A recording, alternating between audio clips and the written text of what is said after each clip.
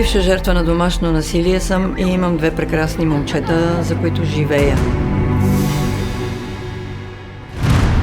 Като цяло съм израснал изключително бедно в недоимък. На края на месеца събирах жълти стотинки, за да успея да платя наема и да си купя някаква храна. Финансовите измами се случват в доста семейства в България. Хората не знаят своите права, много често не знаят последиците от задълженията, които поемат. Кредитите върват, а децата искат да ядат в крайна сметка. Аз не мога само да изплащам кредити. Какво ще сложа днеска на масата на децата, как ще ги изпратя на училище? Това беше, може би, най-трудният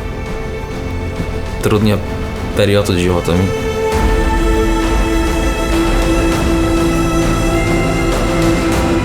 Един от големите проблеми на нашето общество е това, че наистина сме изключително бедни.